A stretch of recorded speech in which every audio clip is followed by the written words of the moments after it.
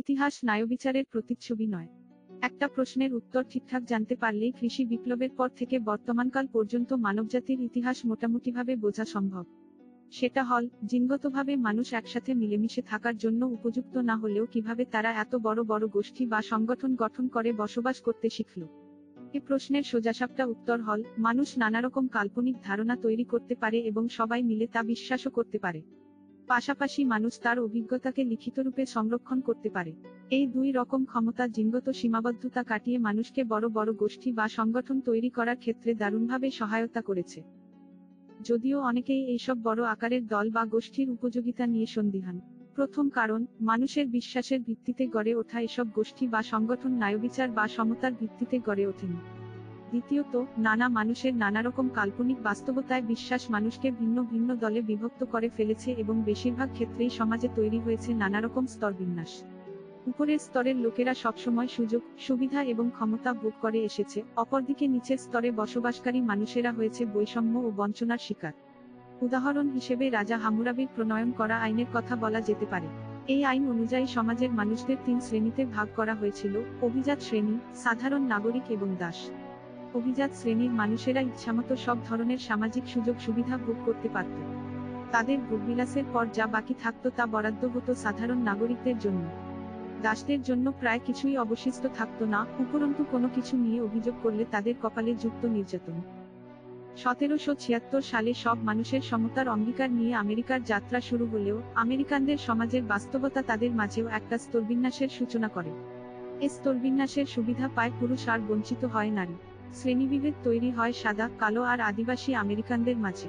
সাদারা উপভোগ করে স্বাধীনতার স্বাদ, আর কালোরা মানুষের মর্যাদাটুকুও পায় না। সমাজ তাদেরকে বিবেচনা করে নিচু স্তরের মানুষ হিসেবে।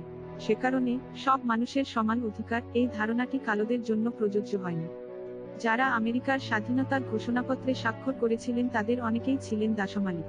মানুষের সমতার এই ঘোষণাপত্রে স্বাক্ষর করার পরও তারা তাদের অধীনস্থ দাসদের মুক্তিও দেননি বা সেটার জন্য তাদের নিজেদের মাঝে কোনো অপরাধবোধ কাজ করেনি। কারণ, মানুষের সমান অধিকার এই ব্যাপারটির সাথে কালো নিগ্রোদের জীবনের কোনো সম্পর্ক আছে বলেই তারা মনে করতেন না। আমেরিকান সমাজ তার প্রতিষ্ঠালগ্নে ধনী গরিবের মাঝে পার্থক্য দূর করার ঘোষণাও দিয়েছিল। সে সময় অধিকাংশ আমেরিকানি উত্তরাধিকার সূত্রে তাদের ধনী বাবা মা ধন সম্পত্তি ও ব্যবসা বাণিজ্যের মালিক হতো। সে কারণে ধনী গরিবের ভেদাভেদ নিয়ে তাদের তেমন কোনো মাথাব্যথা ছিল না। তাদের কাছে অর্থনৈতিক সমতা মানে ছিল ধনী গরিবের জন্য একই আইন বহাল রাখা। এর সাথে বেকার ভাতা, সমান শিক্ষা ও স্বাস্থ্য সেবার সুবিধার যে কোনো সম্পর্ক থাকতে পারে তা তাদের কখনো মনে হয়নি। এমনকি সে সময় স্বাধীনতা শব্দটিও আজকের থেকে সম্পূর্ণ ভিন্ন অর্থে ব্যবহৃত হতো। 1776 সালে কোনো নারী বা কোনো কৃষ্ণাঙ্গ বা কোনো আদিবাসী আমেরিকার রাষ্ট্র ক্ষমতার অধিকারী হবে এমনটা ভাবা ছিল কল্পনারও অতীত। সে সময় স্বাধীনতা বলতে সাদামাটাভাবে বোঝাতো রাষ্ট্র খুব বেশি জরুরি দরকার না পড়লে কারো ব্যক্তিগত সম্পত্তি বাজেয়াপ্ত করতে পারবে না কিংবা সেই সম্পত্তি রাষ্ট্রের ইচ্ছামতো কোনো কাজে ব্যবহার করতে পারবে না। সে হিসেবে আমেরিকান সমাজ জন্মলগ্ন থেকেই ব্যক্তিগত সম্পত্তির ভিত্তিতে মানুষের স্তরবিন্যাসের ব্যাপারটি সমর্থন করে এসেছে। অনেকে বোঝানোর চেষ্টা করেছেন মানুষের সম্পত্তির এই যে তারতম্য এটা স্রষ্টার ইচ্ছা, তার লীলা মাত্র। আবার অনেকে ভাবেন অর্থনৈতিক এই বৈষম্য অনাদিকাল থেকে চলে আসা প্রকৃতির এক অপরিবর্তনীয় বিধান। তাদের মতে প্রকৃতিই কিছু মানুষকে মেধাবী হিসেবে তৈরি করে যাতে তারা অগাধ ধন সম্পত্তির মালিক হতে পারে। আর সেই প্রকৃতিই বাকি লোকদের তৈরি করে মেধাহীন, শ্রমবিমুখ, অলস হিসেবে, ফলশ্রুতিতে তারা ধন সম্পদ অর্জনের সুযোগ থেকে বঞ্চিত হয়। এ পর্যন্ত আলোচনা করা সবগুলো বৈষম্যেরই মূলে আছে মানুষের সামষ্টিক কল্পনা। সেটা স্বাধীন মানুষ ও দাসের মাঝের বৈষম্য হোক, সাদা চামড়া ও কালো চামড়ার মধ্যকার বৈষম্য হোক কিংবা ধনী ও গরিবের বৈষম্যই হোক, নারী ও পুরুষের মাঝের বৈষম্যের ব্যাপারটি আমরা পরে আলোচনা করব। মানুষের ইতিহাসের এক অমোঘ নিয়ম হল, এক সময়ের সামষ্টিক কল্পনাকেই মানুষ পরবর্তীতে প্রাকৃতিক সত্য এবং অনিবার্য বলে দাবি করতে শুরু করে। উদাহরণস্বরূপ, যারা মানুষ এবং দাসেদের মাঝে বৈষম্যকে প্রাকৃতিক এবং সঠিক বলে মনে করত, তারা দাবি করত দাসপ্রথা মানুষের তৈরি করা কোনো প্রথা নয়, এটা অনন্তকাল ধরে এভাবেই চলে আসছে। রাজা হামুরাবি তার রাজ্যে প্রচলিত অভিজাত, সাধারণ ও দাসের শ্রেণীবিভাগকে স্রষ্টার বিধান বলে মানতেন। অ্যারিস্টটল দাবি করতেন, দাসেদের জন্ম থেকেই একটা দাস মনোবৃত্তি আছে, ঠিক একইভাবে স্বাধীন মানুষের জন্ম থেকেই আছে স্বাধীন মনোবৃত্তি। সমাজে তাদের অবস্থান তাদের সহজাত মানব প্রকৃতির বহিঃপ্রকাশ মাত্র। একজন সাদা চামড়ার বর্ণবাদী মানুষকে বর্ণ বৈষম্যের ব্যাপারে জিজ্ঞেস করুন, উনি নানারকম বৈজ্ঞানিক শব্দের ধোঁয়াশায় ভরা বাহারি গল্প বলে আপনাকে বোঝানোর চেষ্টা করবেন যে বিভিন্ন জাতির মানুষের মাঝে প্রাকৃতিকভাবেই নানারকম শারীরবৃত্তীয় পার্থক্য বিদ্যমান। উনি সম্ভবত বলবেন, ককেশিয়ানদের রক্তে বা জিনেই এমন কিছু বিশেষ বৈশিষ্ট্য আছে যার ফলে তারা প্রাকৃতিকভাবেই বেশি বুদ্ধিমান, ন্যায়পরায়ণ এবং পরিশ্রমী। একজন গোঁড়া পুঁজিবাদী মানুষকে অর্থনৈতিক বৈষম্যের ভিত্তিতে সমাজে সৃষ্টি হওয়া শ্রেণীবিভাগের ব্যাপারে জিজ্ঞেস করুন, তিনি বলবেন ভিন্ন ভিন্ন মানুষের সামর্থ্য, মেধার পরিমাণ ভিন্ন রকম, তাই তাদের উপার্জনের পরিমাণও ভিন্ন হবে, এটাই স্বাভাবিক। তাদের মতে, ধনীদের ধন, সম্পদ বেশি হবার কারণ হল অন্যদের থেকে তারা বেশি দক্ষ, কর্তব্যপরায়ণ এবং পরিশ্রমী। সুতরাং, ধনীরা যদি একটু বেশি স্বাস্থ্যসেবা পায়, ভালো প্রতিষ্ঠানে শিক্ষা, দীক্ষা বা অধিক পুষ্টিকর খাবার পায়, এতে অবাক হওয়ার কিছু নেই। যত কম সুযোগ, সুবিধা তারা পায়, তারা সেসবের জন্য যোগ্য বলেই পায়। 21 বর্ণবৈষম্যের সময় দক্ষিণ আফ্রিকার সমুদ্র সৈকতের ছবি, যেখান শুধু সাদা চামড়ার মানুষদের প্রবেশাধিকার ছিল। অথচ, গাঢ় রঙের চেয়ে হালকা চামড়ার মানুষেরই সূর্যালোকে চামড়া পুড়ে যাওয়ার সম্ভাবনা বেশি থাকে। তারপরও দক্ষিণ আফ্রিকার সমুদ্র সৈকতগুলোতে এই বিভক্তির পিছনে কোনো জৈবিক কারণ ছিল না। ব্যাপারটা এমন ছিল না যে অপেক্ষাকৃত কম অতিবেগুনি রশ্মিযুক্ত সৈকতগুলোই সাদা চামড়ার লোকেদের জন্য আলাদা করে রাখা ছিল। হিন্দুদের মাঝে যারা ব্রাহ্মণ, ক্ষত্রিয়, বৈশ্য, শূদ্র এসব বর্ণ বা গোত্রভেদ মানে তারা বিশ্বাস করে যে মহাজাগতিক কোনো শক্তি এক জাতকে অন্য জাত থেকে শ্রেষ্ঠতর হিসেবে তৈরি করেছে।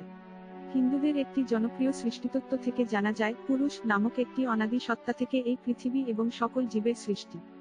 এই পুরুষ, এর চোখ থেকে জন্ম নেয় সূর্য, তার মস্তিষ্ক থেকে সৃষ্টি হয় চাঁদের, মুখ থেকে জন্ম লাভ করে ব্রাহ্মণ, পূজারী বা সাধু, হাত থেকে সৃষ্টি হয় ক্ষত্রিয়ের, যোদ্ধা বা রাজপুরুষ, উরু থেকে জন্ম নেয় বৈশ্য, কৃষক এবং ব্যবসায়ী, আর পা থেকে উৎপত্তি লাভ করে শূদ্র, চাকর, ডোম, মেথর প্রভৃতি।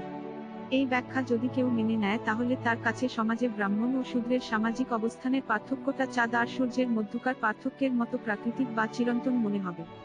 এক প্রাচীনকালে চীনদেশের অধিবাসীরা মনে করত তাদের দেবী নুয়া মানুষকে সৃষ্টি করেছেন মাটি থেকে, তিনি অভিজাতদের যত্ন করে গড়েছেন হলুদ রঙের মাটি দিয়ে আর সাধারণ মানুষদের গড়েছেন বাদামি রঙের কাদামাটি দিয়ে। 2 মানুষা মানুষা বৈষম্যের এত সব গল্প প্রচলিত থাকলেও এখন পর্যন্ত আমরা যতটুকু জানি, শ্রেণীভেদের এই বিষয়গুলোর সূচনা হয়েছিল মানুষের কল্পনা থেকে। ব্রাহ্মণ এবং শূদ্র আসলে কোনো পুরুষ বা ব্রহ্মের শরীরের অঙ্গ প্রত্যঙ্গ থেকে উৎপত্তি লাভ করেনি। বরং, এই দুই শ্রেণীর বিভেদের সূচনা হয়েছিল প্রায় 3000 বছর আগে উত্তর ভারতের মানুষের তৈরি করা আইন, কানুন ও সামাজিক রীতি নীতির সাহায্যে। অ্যারিস্টটলের ধারণাও ঠিক ছিল না, স্বাধীন মানুষ এবং দাসের মাঝে আসলে কোনোরকম শারীরবৃত্তীয় পার্থক্যই নেই। মানুষের তৈরি করা আইন ও সামাজিক পরিস্থিতি কাউকে বানিয়েছে দাস আর কাউকে বানিয়েছে তাদের প্রভু। সাদা ও কাল চামড়ার মানুষদের মাঝে কিছু বাহ্যিক বৈশিষ্ট্যগত শারীরিক পার্থক্য আছে, যেমন চামড়া বা চুলের রং। কিন্তু এখন পর্যন্ত এমন কোনো তথ্য পাওয়া যায়নি যা প্রমাণ করে তাদের মাঝে বুদ্ধিমত্তা বা মানবিক মূল্যবোধের ব্যাপারে কোনোরকম পার্থক্য আছে। অধিকাংশ মানুষই দাবি করেন, তাদের নিজেদের সমাজের সামাজিক স্তরবিন্যাস প্রাকৃতিক নিয়মের ভিত্তিতে তৈরি এবং ন্যায়সঙ্গত। অন্যান্য সমাজে বিদ্যমান স্তরবিন্যাসগুলো গড়ে উঠেছে কিছু মিথ্যা নিয়ম এবং আজগুবি ধারণার উপর ভিত্তি করে। একটি উদাহরণ দেয়া যাক। ইদানিং পশ্চিমা বিশ্বে বর্ণবৈষম্যকে উপহাস করা হয় এবং এটার বিপক্ষে অবস্থান নেয়ার জন্য অনুপ্রাণিত করা হয়। সাদা ও কালো চামড়ার মানুষরা এক জায়গায় বসবাস করতে না পারলে, কালোরা সাদাদের স্কুলে যেতে না পারলে, হাসপাতালের সাদা ও কালোদের সমান সুবিধা দেয়া না হলে সেসব দেশের মানুষেরা প্রতিবাদ করে, ক্ষুব্ধ হয়। অথচ সেই পশ্চিমা বিশ্বেরই অধিকাংশ আমেরিকান ও ইউরোপিয়ানের কাছেই ধনী ও গরিবের বিভাজন বা বৈষম্যটা অত্যন্ত স্বাভাবিক এবং নৈতিক। অথচ, ধনী গরিবের পার্থক্য থাকার অর্থই হল ধনীরা অভিজাত এলাকায় আলাদাভাবে বিলাসবহুল জীবন যাপন করবে, তাদের সন্তানরা ধনীদের জন্য নির্মিত অভিজাত স্কুল, কলেজ, বিশ্ববিদ্যালয়ে পড়ার সুযোগ পাবে, তাদের জন্য থাকবে উন্নত চিকিৎসা সেবা সংবলিত হাসপাতাল। গরিবরা এসবের কোনোটাই পাবে না, যেমনটা পায় না সাদা, কালো চামড়ার বৈষম্যের দেশে কালো চামড়ার মানুষেরা। অনেক পশ্চিমা জনগণ ধনী, গরিবের এই বৈষম্যকে অত্যন্ত স্বাভাবিক বা প্রাকৃতিক মনে করলেও আজ এটা প্রমাণিত সত্য যে, ধনী বা গরিব হওয়া অধিকাংশ ক্ষেত্রেই মেধা বা যোগ্যতার উপর নির্ভর করে না। বেশিরভাগ ধনী মানুষ ধনী পরিবারে জন্মানোর কারণে ধনী, আর বেশিরভাগ গরিব মানুষ গরিব পরিবারে জন্ম নেয়ার ফলে চিরকাল গরিবই থেকে যায়। দুঃখজনক হলেও সত্যি, অনেক মানুষের সমন্বয়ে গঠিত জটিল একটি সমাজ কাঠামো টিকে থাকার জন্য এইসব কল্পিত স্তরবিন্যাস এবং নীতিহীন বৈষম্যের প্রয়োজনীয়তা অনেক। অবশ্য সব সমাজের স্তরবিন্যাসের নীতিগত ভিত্তি এক নয়। কোনো কোনো সমাজের মানুষ অন্য সমাজের মানুষদের থেকে বেশি সামাজিক বৈষম্যের শিকার হয়। কিন্তু বিশেষজ্ঞরা এমন কোনো বড়সড় মানবগোষ্ঠীর সন্ধান এখনো পাননি যেখানে মানুষদের মাঝে কোনো স্তরবিন্যাস ছিল না। বিভিন্ন সময়ে বিভিন্নভাবে মানুষ নিজেদের মাঝে নানা শ্রেণী বিভাজন তৈরি করে তাদের সমাজ কাঠামো গড়ে তুলেছে। সেই শ্রেণী বিভেদ কখনো অভিজাত, সাধারণ আর দাসের, কখনো সাদা আর কালোর, কখনো রাজা আর প্রজার, কখনো ব্রাহ্মণ আর শূদ্রের আর কখনো ধনী আর গরিবের। এই সব ধরনের শ্রেণীবিভেদ অসংখ্য মানুষের সম্পর্ক এবং কার্যপ্রণালী নিয়ন্ত্রণের মাধ্যমে কিছু লোককে আইনগত, রাজনৈতিক ও সামাজিকভাবে অন্যদের থেকে বড় করে তুলেছে। সমাজে এইসব শ্রেণী বিভেদের একটি গুরুত্বপূর্ণ ভূমিকা আছে। এর ফলে আমরা ব্যক্তিগতভাবে কোনো মানুষ সম্পর্কে এতটুকু না জেনেও তার সামাজিক অবস্থান অনুযায়ী তার সাথে কিরকম আচরণ করতে হবে সে সম্পর্কে একটা ধারণা করতে পারি। উদাহরণস্বরূপ জর্জ বার্নার্ড শ এর বিখ্যাত পিগম্যালিয়ন নাটকে পরবর্তীতে এই নাটকের গল্প খানিকটা অদল বদল করে নির্মিত হয় বিখ্যাত সিনেমা মাই ফেয়ার লেডি। হেনরি হিগিন্স কোনোরকম পরিচয় ছাড়াই বুঝে গিয়েছিলেন নাটকের নায়িকা এলিজা ডোলিটলের সাথে কিভাবে কথা বলতে হবে। এলিজা ফুলের দোকানে কাজ করত। এলিজার কথা শুনেই হিগিন্স বুঝতে পারলেন সে সমাজের নিচু শ্রেণীর একজন মেয়ে। সুতরাং তিনি চাইলেই তাকে নিজের ইচ্ছা অনুযায়ী কাজে লাগাতে পারবেন। ধনীতাত্ত্বিক হিগিন্সের বিশ্বাস ছিল একজন সম্ভ্রান্ত নারী ও একজন সাধারণ নারীর প্রধান তফাৎ মুখের কথায়। এটা প্রমাণ করার জন্য তিনি বাজি ধরলেন, আর বাজির গুটি হিসেবে কাজে লাগালেন এলিজাকে। তিনি এলিজাকে এত নিখুঁতভাবে ভাষা শেখানো শুরু করলেন যাতে তার কথা শুনে তাকে একজন সম্ভ্রান্ত বংশের নারী বলে মনে হয়। ফুলের দোকানে আসা এত এত মানুষের কার সাথে কিভাবে কোনো কথা বললে দোকানের গোলাপ বা গ্ল্যাডিওলাসগুলো বিক্রি করা যাবে সেটা জানা এলিজার জন্য জরুরি ছিল। এত লোকজনের সবাইকে ব্যক্তিগতভাবে প্রশ্ন করে তাদের পরিচয় জানা বা ফুল কেনার জন্য তারা কিরকম খরচ করতে পারে সে সম্পর্কে জিজ্ঞেস করা তার পক্ষে সম্ভব ছিল না। এই জন্য সেও সামাজিক স্তরবিন্যাসের লক্ষণগুলোকে কাজে লাগিয়ে ফুলের খদ্দেরদের চেনার চেষ্টা করত। দোকানে কেউ এলেই এলিজা তার পোশাক খেয়াল করত, অনুমান করার চেষ্টা করত তার বয়স এবং লক্ষ্য করত তার চামড়ার রং এবং প্রসাধন। এইভাবে সে আন্দাজ করতে পারত কে অ্যাকাউন্টিং ফার্মের পার্টনার আর ওকে চিঠি বয়ে বেড়ানো ছোকরা। এটা তার জানা ছিল যে প্রথমজনের দামি গোলাপ বা বেশি দামি কোনো কিছু কেনার সম্ভাবনা বেশি আর দ্বিতীয়জনের পক্ষে সস্তা ডেইজি ফুল ছাড়া অন্য কিছু কেনা সম্ভব নয়। এতক্ষণ আমরা সমাজের মানুষের মাঝের নানারকম স্তরবিন্যাস সম্পর্কে জানলাম। এটাও জানলাম মানুষের সামষ্টিক কল্পনা ও টিকে থাকার প্রয়োজনীয়তাই এসব স্তরবিন্যাস সৃষ্টির জন্য দায়ী। অবশ্যই মানুষের জন্মগত বৈশিষ্ট্যও অনেক সময় একজন মানুষের সাথে অন্যজনের পার্থক্য তৈরির ব্যাপারে ভূমিকা পালন করে। কিন্তু জন্মগত এই বুদ্ধিমত্তা ও উন্নত চারিত্রিক বৈশিষ্ট্য সমাজে শেষমেশ কতটুকু ভূমিকা রাখতে পারবে তা নির্ভর করে মূলত মানুষের কল্পিত সেই স্তরবিন্যাসের উপরেই। এটা ভাবে ঘটে থাকে। প্রথমত, মানুষের জন্মগত যে কোনো প্রতিভার যত্ন নেয়া, চর্চা করা এবং সেগুলোর বিকাশ সাধন প্রয়োজন। সব মানুষ সমানভাবে তার মেধার চর্চা করা ও বিকাশ সাধনের সুযোগ পায় না। একজন মানুষ তার প্রতিভা বিকাশের সুযোগ পাবে কি না বা পেলে কতটুকু পাবে তা অনেকাংশে নির্ভর করে কল্পিত সামাজিক স্তরবিন্যাসের কোন স্তরে তার অবস্থান সেটার উপর। এ প্রসঙ্গে জে কে রাউলিং এর সৃষ্ট চরিত্র হ্যারি পটারের উদাহরণ দেয়া যেতে পারে। হ্যারি পটারের জন্ম জাদুকর পরিবারে, কিন্তু তাকে বড় হতে হয় জাদুর সাথে কোনোরকম যোগাযোগ না থাকা সাধারণ একটি পরিবারে। যখন সে প্রথমবার জাদুর স্কুল হগওয়ার্টে আসে তখন তার জাদু সম্পর্কিত কোনো জ্ঞান বা যোগ্যতাই ছিল না। জাদুর ব্যাপারে তার জন্মগত ক্ষমতা সম্পর্কে ধারণা লাভ ও তার উপর পুরো নিয়ন্ত্রণ আনতে তাকে যা যা করতে হয়েছিল তারই বর্ণনা আছে 7টা বই জুড়ে। দ্বিতীয়ত, সামাজিক স্তরবিন্যাসের দুটো ভিন্ন স্তরে বসবাসকারী মানুষ একইরকম যোগ্যতা বা গুণাবলীর অধিকারী হলেও তারা জনেই সমান সফলতার অধিকারী হবে একথা নিশ্চিত করে বলা যায় না। কারণ সেক্ষেত্রে জন সমান যোগ্যতার খেলোয়াড়কে মাঠে আলাদা আলাদা নিয়মে খেলতে হবে। ভারতবর্ষে ব্রিটিশদের শাসনকালে একজন কুলশ্রেষ্ঠ ব্রাহ্মণ, একজন ক্যাথলিক আইরিশ এবং প্রোটেস্ট্যান্ট ইংরেজ যদি একইরকম ব্যবসায়িক দক্ষতার অধিকারী হতো, তারপরেও তাদের সমান ধনী হবার সম্ভাবনা ছিল খুবই কম। কারণ টাকা পয়সার এই খেলায় কারচুপি হতো প্রচুর, আর তার সুযোগ করে দিত আইনগত বাধ্যবাধকতা আর বিধিনিষেধের অদৃশ্য দেয়াল। দুষ্ট চক্র। এখন আমরা জানি একই রকম না হলেও সব সমাজেই স্তরবিন্যাস বিদ্যমান।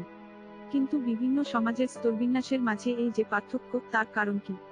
কেন প্রাচীন ভারতীয় সমাজ শ্রেণী বা বর্ণপ্রথার ভিত্তিতে মানুষের স্তরবিন্যাস তৈরি করলো, অটোমানরা তৈরি করলো ধর্মের ভিত্তিতে আর আমেরিকানরা চামড়ার রঙের ভিত্তিতে? বেশিরভাগ ক্ষেত্রে এইসব স্তরবিন্যাসের সূচনা হয়েছিল কিছু ঐতিহাসিক ঘটনাচক্রের ফলাফল হিসেবে।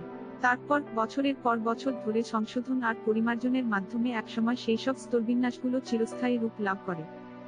একটা উদাহরণ দেয়া যাক। অনেক বিশেষজ্ঞদের ধারণা প্রায় 3000 বছর আগে যখন ইন্দো আর্য সম্প্রদায় ভারতীয় উপমহাদেশ অধিকার করে স্থানীয় লোকজনের উপর কর্তৃত্ব স্থাপন করে, সে সময়ই প্রথম হিন্দুদের বর্ণ বা শ্রেণী প্রথা বিকাশ লাভ করে। বিজয়ী ইন্দো আর্যরা তাদের প্রয়োজনেই বৈষম্য নির্ভর একটি সামাজিক স্তরবিন্যাস তৈরি করে। স্বাভাবিকভাবেই এই স্তরবিন্যাসের সবচেয়ে উপরে স্থান ছিল তাদের নিজেদের, যোদ্ধা এবং পুরোহিতদের। অন্যদিকে স্থানীয় জনগণকে কৃষক বা দাস হিসেবে বসবাস করতে হতো। রাজ্য বিজেতারা সংখ্যায় ছিল অল্প, তাই তারা সবসময়ই সমাজে তাদের প্রতিনিধিত্বপূর্ণ ও সুবিধাজনক অবস্থান হারানোর ভয় থাকত। এই ভয় থেকে বাঁচার জন্য তারা সমস্ত জনগোষ্ঠীকে বিভিন্ন বর্ণে বিভক্ত করে ফেলল। প্রত্যেক বর্ণের মানুষের জন্য নির্ধারিত করা হল নির্দিষ্ট কিছু পেশা এবং প্রত্যেকের জন্য নির্ধারণ করা হল নানারকম সামাজিক অবস্থান। এর ফলে প্রত্যেক বর্ণের মানুষের একটি আইনানুগ পরিচিতি তৈরি হল বর্ণ অনুযায়ী তার সামাজিক অবস্থান এবং নির্ধারিত হল সমাজের জন্য তার দায়িত্ব, কর্তব্য। দুটি ভিন্ন বর্ণের মানুষের মাঝে সামাজিক মেলামেশা, বিয়ে, এমনকি একপাতে খাওয়া দাওয়া করাও নিষিদ্ধ করা হল। সবাইকে একটি সামাজিক অবস্থান দেওয়ার ফলে দূর হল স্থানীয় জনগণের দ্বারা বিদ্রোহের সম্ভাবনা। এই স্তরবিন্যাস শুধু যে আইন দ্বারা সিদ্ধ হল তাই নয়, একসময় এসব ধর্মীয় পুরাণ এবং ধর্মীয় আচার অনুষ্ঠানের এক অপরিহার্য অংশে পরিণত হল। পরবর্তীকালে শাসকেরা এই শ্রেণী বা বর্ণপ্রথাকে ইতিহাসের একটি অধ্যায় হিসেবে ব্যাখ্যা না করে অনন্তকাল ধরে চলে আসা এক মহাজাগতিক সত্য বলে দাবি করতে থাকলেন। শুদ্ধ ও অশুদ্ধের ধারণাটি প্রথম থেকেই হিন্দু ধর্মের একটি প্রয়োজনীয় উপাদান ছিল এবং দিনের পর দিন এই শুদ্ধ, অশুদ্ধ, শৌচ, অশৌচের ধারণাগুলোকে যত্ন করে লালন করা হয়েছে। সামাজিক নানা আচার, অনুষ্ঠান ও কর্মপদ্ধতির সাথে একে জড়িয়ে ফেলা হয়েছে যাতে শ্রেণী বা বর্ণ প্রথা নামক সামাজিক বৈষম্যের এই কাঠামোটা আরও শক্ত ভিত্তির উপর দাঁড়ানোর সুযোগ পায়। যাতে আরও সার্থকভাবে একে অনন্তকাল ধরে চলে আসা কোনো ব্যবস্থা হিসেবে বিশ্বাসযোগ্যরূপে মানুষের কাছে তুলে ধরা যায়। ধার্মিক হিন্দুদেরকে শেখানো হতে থাকে, ভিন্ন বর্ণ বা গোত্রের সাথে ছোঁয়াছুঁয়ি হলে তা যে কেবল একজন ব্যক্তির শুদ্ধতা বা শুচিতা নষ্ট করে তাই নয়, তা সমাজের পবিত্রতাও নষ্ট করে। আর সেই কারণেই ভিন্ন বর্ণের মানুষের সাথে ছোঁয়াছুঁয়ি থেকে যত দূরে থাকা যায়, সমাজের জন্য ততই মঙ্গল। তবে শুদ্ধ, অশুদ্ধ, বিশুদ্ধ, দূষিত এসব ধারণা যে কেবল হিন্দুদের মাঝেই প্রচলিত এমনটা নয়। ইতিহাসের বিভিন্ন সময়ে, প্রায় সব সমাজেই, সামাজিক এবং রাজনৈতিক শ্রেণীবিভেদ তৈরি করার কাজে বিশুদ্ধতা, দূষণের এই ধারণাগুলো গুরুত্বপূর্ণ ভূমিকা পালন করেছে। সমাজের শাসক শ্রেণী তাদের নিজেদের কর্তৃত্ব ও আভিজাত্য বজায় রাখার জন্য নানাভাবে এই ধারণাগুলো ব্যবহার করেছেন। তবে মানুষের মাঝে এই দূষিত হবার ভয়ের ধারণা তৈরির জন্য কেবল শাসক এবং ধর্মযাজ করাই দায়ী নয়। সম্ভবত এর শেকড় ছড়ানো আছে আরো গভীরে, মানুষের জৈবিক অস্তিত্ব রক্ষার কৌশলগুলোর মাঝে। এই স্বভাবজাত প্রবণতাগুলো মানুষকে সম্ভাব্য রোগজীবাণু বহনকারী জীব, অসুস্থ মানুষ বা মৃতদেহ থেকে দূরে থাকবার তাগিদ দেয়। এই স্বভাবজাত প্রবণতাগুলোকে কাজে লাগিয়ে আপনি যদি নারী, ইহুদি, রোমান, সমকামী, কৃষ্ণাঙ্গ এসব শ্রেণীবিভেদ তৈরি করে সমাজের অন্য সবার থেকে এদের আলাদা রাখতে চান, সেটা করার সেরা উপায় হল সবাইকে বোঝানো যে এরা অস্পৃশ্য, নোংরা এবং অপবিত্রতার উৎস। হিন্দুদের বর্ণপ্রথা এবং এর সাথে জড়িত অনেক আচার, অনুষ্ঠান ভারতীয় সংস্কৃতির অপরিহার্য অংশে পরিণত হয়েছে। এমনকি অনেকদিন পর যখন মানুষ ইন্দো আর্যদের ভারত দখলের কাহিনীও ভুলে গেল, বর্ণপ্রথা তখনও টিকে থাকলো বীরদর্পে। হিন্দুরা সাধ্যমতো চেষ্টা করল ছোঁয়াছুঁয়ি বাঁচিয়ে নিজেদের জাতের বিশুদ্ধতা রক্ষা করতে। তবে বর্ণপ্রথা অপরিবর্তনীয় কিছু ছিল না। সময়ের সাথে সাথে একটি বর্ণ আবার কতগুলো দল, উপদলে বিভক্ত হতে শুরু করল। কালক্রমে 4টি প্রধান বর্ণ বিভক্ত হলো প্রায় 3000টি জাতিতে। খেয়াল করুন, আক্ষরিক অর্থেই ব্যাপারটাকে জন্মের সাথে সম্পর্কিত করে দেওয়া হলো। কিন্তু এতগুলো বর্ণ এবং জাতি তৈরি হওয়ার পরেও বর্ণপ্রথার মূল নিয়ম কিন্তু একই থাকলো, তা হল প্রত্যেক মানুষ জন্ম থেকেই একটি বর্ণ বা গোত্রের সদস্য হবে। এক বর্ণ বা গোষ্ঠীর লোকজনের সাথে অন্য বর্ণ বা গোষ্ঠীর লোকজনের ছোঁয়াছুঁয়ি হলে বা তারা বিবাহ বন্ধনে আবদ্ধ হলে তা সংশ্লিষ্ট ব্যক্তিসহ পুরো সমাজকে দূষিত করবে। একজন ব্যক্তির জাতি নির্ধারণ করে সে কোনো পেশার জন্য উপযুক্ত, তার কি ধরনের খাবার খাওয়া উচিত, কোন এলাকায় বসবাস করা উচিত এবং কোন ধরনের মানুষকে তার জীবনসঙ্গী হিসেবে নির্বাচন করা উচিত। আর অবধারিতভাবেই নিজ বর্ণের জীবনসঙ্গী বেছে নেওয়ার ফলে তাদের সন্তানেরা জন্মসূত্রেই সমাজের একই স্তরে স্থান পাবে। যখনই সমাজে নতুন কোনো পেশা বিকাশ লাভ করত বা সমাজে নতুন ধরনের একদল লোকের উদ্ভব হতো, হিন্দু সমাজে একটি গ্রহণযোগ্য অবস্থান লাভ করার জন্য তাদেরকে একটি নতুন জাতি গঠন করতে হতো। কোনো দল বা কিছু মানুষ যদি জাতি হিসেবে সমাজের কাছে নিজেদের প্রতিষ্ঠা করতে ব্যর্থ হতো তাহলে তাদেরকে আক্ষরিক অর্থেই জাতচ্যুত, অচ্যুত বা অস্পৃশ্য হিসেবে ঘোষণা করা হতো এবং তাদের অবস্থান হতো সমাজের সকল জাতির নিচে। সমাজের আর সকল জাতির সাথে তাদের ওঠা বসা বা সামাজিক কার্যকলাপ হতো নিষিদ্ধ। তাদেরকে কার্যত একঘরে হয়ে সমাজের অন্য লোকজন থেকে দূরে অপমানজনক ও বিরক্তিকর জীবন যাপন বেছে নিতে হতো। তারা হয়তো টোকাইয়ের মতো আবর্জনার স্তূপ থেকে উচ্ছিষ্ট সংগ্রহ করে জীবিকা নির্বাহ করত। এমনকি সমাজের সবচেয়ে নিচু জাতির মানুষও তাদের সাথে মিশতে, একসাথে খাওয়া দাওয়া করতে বা ছোঁয়াছুঁই থেকে দূরে থাকত। বিয়ে শাদী তো অনেক দূরের ব্যাপার। আধুনিক কালে ভারতের গণতান্ত্রিক সরকার বর্ণপ্রথার নামে মানুষের মাঝের এই শ্রেণীভেদ দূর করার চেষ্টা করছে। বিভিন্ন বর্ণের মানুষের মিশ্রণে বা বিয়ে শাদীতে যে আসলে সমাজের কোনো দূষণ হয় না, এটা সবাইকে বোঝানোর অনেক চেষ্টা করছে। তা সত্ত্বেও আধুনিক ভারতে বিয়ে এবং পেশার ব্যাপারে অনেক ক্ষেত্রে এই বর্ণপ্রথার প্রভাব এখনও লক্ষ্য করা যায়। ৩. আমেরিকায় জাতপাত। ভারতীয়দের মতো আধুনিক আমেরিকানদের মাঝেও বর্ণবৈষম্যের এই দুষ্টচক্র অনেক কাল ধরে চলে আসছে। আমেরিকার কয়লা খনি এবং ক্ষেত খামারে কাজ করার জন্য ইউরোপের বিজেতাগণ ষোড়শ শতাব্দী থেকে অষ্টাদশ শতাব্দী পর্যন্ত লাখ লাখ আফ্রিকান মানুষকে দাস হিসেবে আমেরিকায় আমদানি করে। নানা রকম পরিস্থিতিগত কারণে তারা দাস আমদানির ক্ষেত্রে ইউরোপ বা পূর্ব এশিয়ার দিকে নজর না দিয়ে আফ্রিকার দিকে নজর দিয়েছিল। প্রথমত, ভৌগোলিকভাবে আফ্রিকা ছিল নিকটবর্তী, তাই ভিয়েতনাম থেকে দাস আমদানি করার চেয়ে সেনেগাল থেকে আমদানি করা ছিল ব্যয় সাশ্রয়ী। দ্বিতীয়ত, যখন আমেরিকানরা দাস আমদানির কথা ভাবা শুরু করলো তখন আফ্রিকায় দাস ব্যবসার বাজার ছিল রমরমা। আফ্রিকা থেকে দাসদের রপ্তানি করা হতো মধ্যপ্রাচ্যে। অন্যদিকে ইউরোপে তখনও দাস ব্যবসা সেভাবে শুরু হয়নি। ইউরোপে নতুন করে দাস ব্যবসার বাজার তৈরি করার চেয়ে আফ্রিকার চালু বাজার থেকে দাস কেনা আমেরিকানদের জন্য অনেক বেশি সহজসাধ্য ছিল। তৃতীয় এবং সবচেয়ে গুরুত্বপূর্ণ ব্যাপার হল, সে সময় আমেরিকানদের প্রধান উপনিবেশগুলোতে ভার্জিনিয়া, হাইতি এবং ব্রাজিলের মতো ম্যালেরিয়া এবং হলুদ জ্বরের প্রাদুর্ভাব ছিল খুব বেশি। এই রোগগুলোর উৎপত্তিস্থল ছিল আফ্রিকা। প্রজন্ম থেকে প্রজন্মান্তরে আফ্রিকানদের মাঝে জিনগতভাবেই এসব রোগের বিরুদ্ধে একটা স্বাভাবিক প্রতিরোধ ব্যবস্থা গড়ে উঠেছিল। ইউরোপিয়ানদের মাঝে এরকম কোনো প্রতিরোধ ব্যবস্থা গড়ে না ওঠায় এসব রোগে তাদের নাকাল হওয়ার সম্ভাবনা ছিল অনেক বেশি। সঙ্গত কারণেই একজন মালিকের পক্ষে সহজেই রোগাক্রান্ত হওয়ার আশঙ্কাযুক্ত ইউরোপীয় দাসের পেছনে অর্থ বিনিয়োগ করার চেয়ে রোগ প্রতিরোধ ক্ষমতা সম্পন্ন আফ্রিকান দাসের পেছনে অর্থ বিনিয়োগ করা বেশি লাভজনক ছিল। আশ্চর্যজনকভাবে, একটা উল্টো ঘটনা ঘটল। জিনগত উন্নতি, রোগ প্রতিরোধ ক্ষমতার বিবেচনায় পরিণত হল সামাজিক অবহেলায়। আফ্রিকানরা ক্রান্তীয় অঞ্চলের জলবায়ুতে টিকে থাকার ব্যাপারে ইউরোপীয়দের থেকে বেশি দক্ষ ছিল, আর এই কারণেই তারা একসময় ইউরোপিয়ান প্রভুদের দাসে পরিণত হয়। এইসব অবস্থার প্রেক্ষিতে আমেরিকার সমাজে দুই স্তরের স্তরবিন্যাস প্রকট হয়ে পড়ে, একদল সাদা চামড়ার ইউরোপিয়ান শাসক শ্রেণী আর একদল অবহেলিত কালো চামড়ার আফ্রিকান। কিন্তু কেবল অর্থনৈতিক লাভ ক্ষতির কথা চিন্তা করে আফ্রিকার মানুষজনকে দাস বানানো হয়েছিল, এ কথা স্বীকার করে নেয়া মালিকদের সামাজিক মর্যাদা ক্ষুণ্ণ করতে পারে। আর ভারতবর্ষের আর্যদের মতোই কেবল অর্থনৈতিক স্বাচ্ছন্দ্য আমেরিকায় বসবাসরত সাদা চামড়ার ইউরোপিয়ানদেরও পুরোপুরি তৃপ্ত করতে পারেনি। সমাজের অন্যান্য জাত গোষ্ঠীর কাছে নিজেদেরকে মর্যাদাপূর্ণ করে তোলা তথা নিজেদেরকে জ্ঞানী, ন্যায়পরায়ণ এবং নিরপেক্ষ হিসেবে অন্যের কাছে তুলে ধরাও তাদের একটা অন্যতম লক্ষ্য ছিল। তাদের এই লক্ষ্য পূরণে অন্যতম সহায়ক ভূমিকা পালন করে ধর্মীয় উপকথা এবং বিজ্ঞান দিয়ে মোড়ানো কল্পকাহিনীগুলো। সৃষ্টিতত্ত্বের ব্যাখ্যাকারীরা সাদা কালোর বৈষম্যের ব্যাখ্যা দিলেন এভাবে: আফ্রিকানদের আদি পিতা হলেন হ্যাম। এই হ্যাম নুহের পুত্র। নূহ তার পুত্র হ্যামকে এই বলে অভিশাপ দেন যে, ভবিষ্যতে তার উত্তরসূরিরা সবাই দাস হয়ে জন্ম নেবে। জীববিজ্ঞানীরা দাবি করলেন, কালোরা সাদাদের থেকে কম বুদ্ধিমান এবং মানবিকতা, মূল্যবোধ সম্পর্কে তাদের ধারণাও সাদাদের থেকে কম। চিকিৎসকরা যুক্তিহীন গল্প ফাঁদলেন, কালোরা ময়লা আবর্জনার মাঝে বসবাস করে এবং তারাই নানারকম রোগব্যাধি ছড়ানোর জন্য দায়ী। এক কথায়, কালোরা দূষণের একটি উৎস।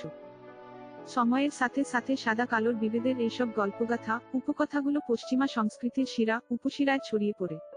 যার প্রতিফলন আমরা দেখতে পাই আমেরিকান সংস্কৃতির মাঝে, দেখতে পাই কম বেশি সকল পশ্চিমা সংস্কৃতির মধ্যেই। 19 শতকের গোড়ার দিকে ব্রিটিশ সাম্রাজ্যে আইন করে দাসপ্রথা নিষিদ্ধ ঘোষণা করা হয় এবং আটলান্টিক সমুদ্রে সবরকম দাস ব্যবসা বন্ধ করে দেওয়া হয়। এর পরবর্তী কয়েক দশকে আমেরিকার প্রায় সকল উপমহাদেশেই দাসপ্রথা আকে আকে নিষিদ্ধ ঘোষণা করা হতে থাকে। লক্ষণীয় বিষয় হল, এটিই ছিল ইতিহাসে প্রথমবারের মতো এবং এখন পর্যন্ত একমাত্র দাস মালিকদের নিজস্ব উদ্যোগে দাসপ্রথা বন্ধ হবার ঘটনা।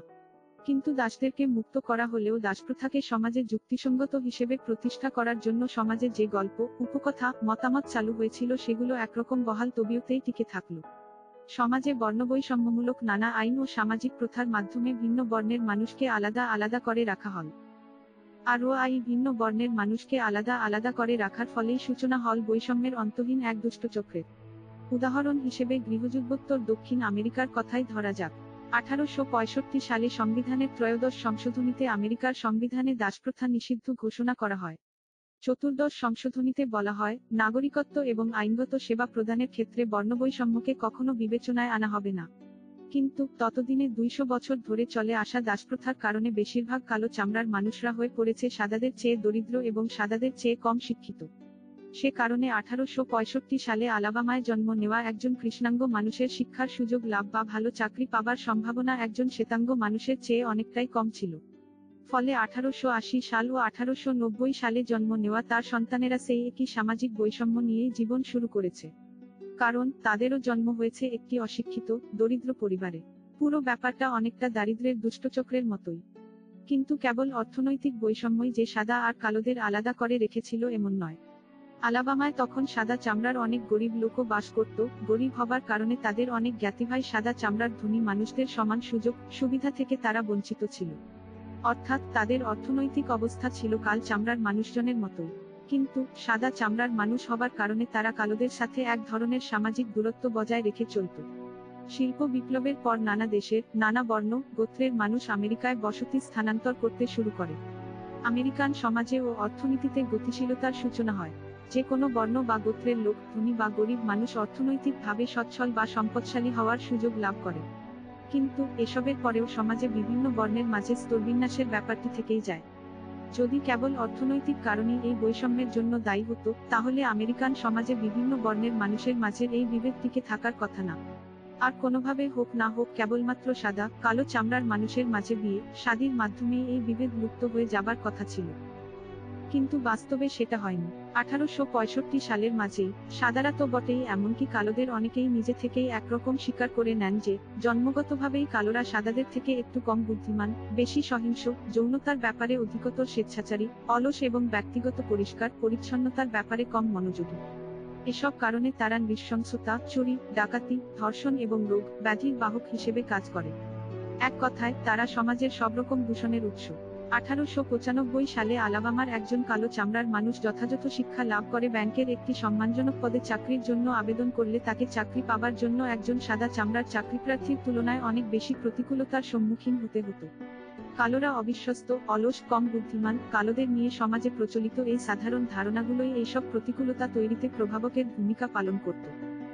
আপনি এতক্ষণে নিশ্চয়ই একথা ভাবতে শুরু করেছেন যে সময়ের অগ্রগতির সাথে সাথে কালো চামড়ার মানুষদের নিয়ে প্রচলিত এই ধারণাগুলো যে ভুল, সবাই সেটা একদিন বুঝতে পারবে।